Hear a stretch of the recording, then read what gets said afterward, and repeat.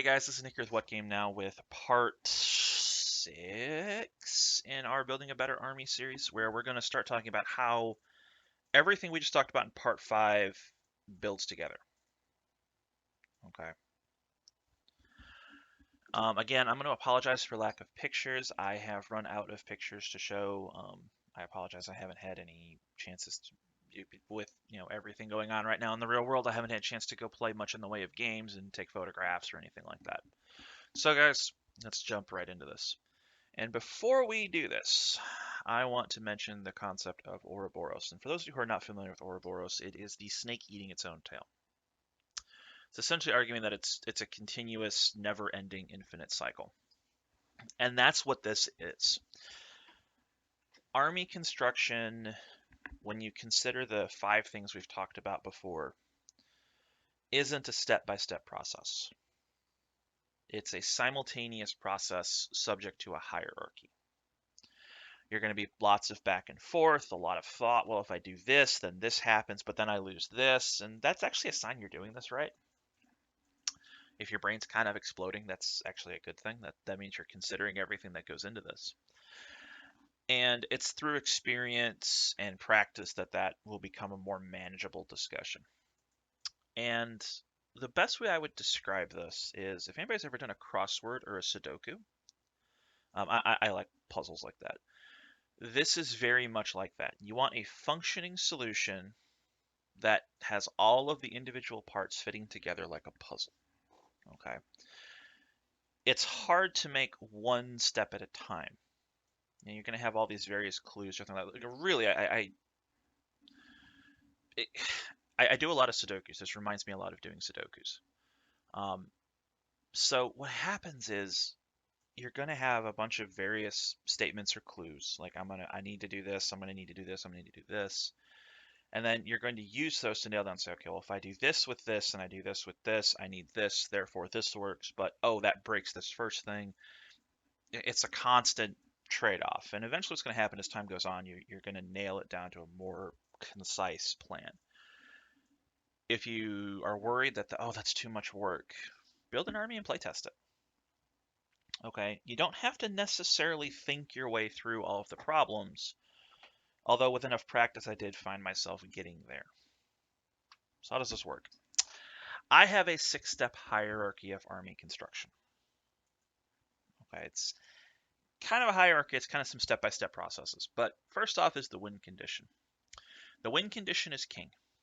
All things must feed either into the win condition directly or into something that directly feeds into the win condition. So essentially no more than one step removed from the win condition. You're either feeding into the win condition or feeding into the things that get you the win condition. If you go too far off of that, I often find myself doing things that I don't really need. And before anybody asks, we are going to be doing an example of this for the last video where I'm going to be building I think we're going to build a heavy gear army. We might do Warcaster. I don't know. We'll find out. I haven't decided that yet. Might do both because they are slightly different. But anyway, so there's our win condition. Now, from our win condition, we need to define the missions we need for that win condition.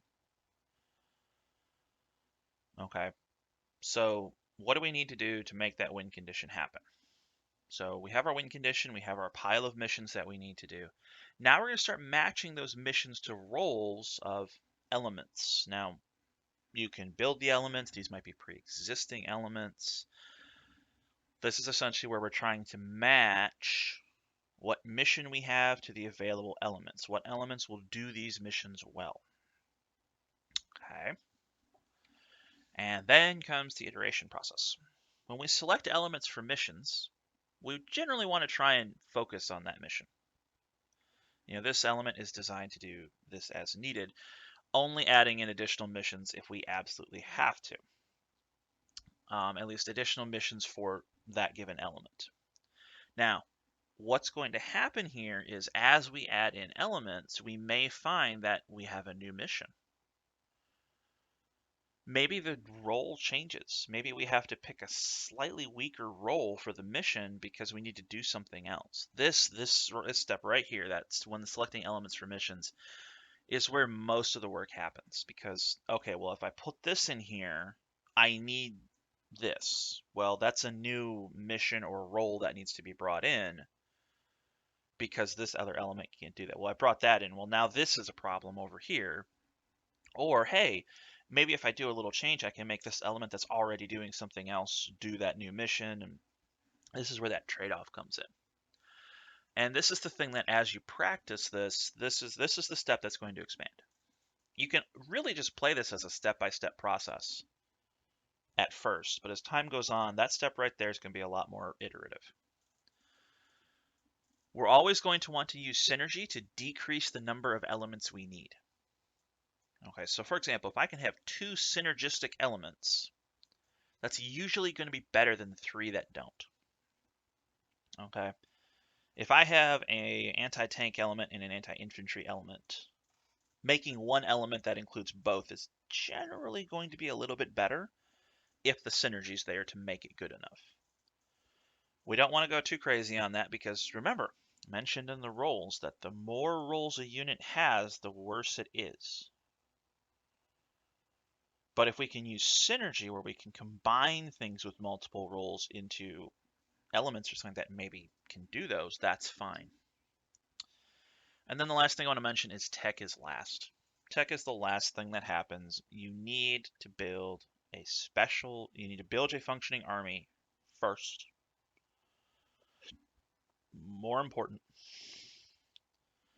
you have to build that army. You have to make sure it works. And if you have space left over, then we can try and get cute. All right. Tech is the first thing you're going to sacrifice. And tech can come from a number of places.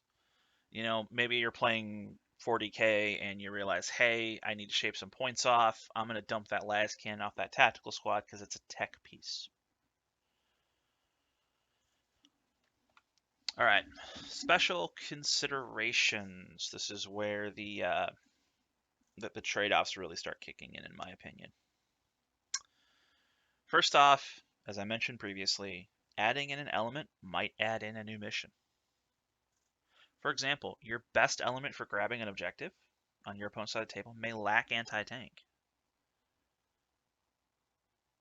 That means you're probably going to need something that's mission is going to be to deal with enemy armored units.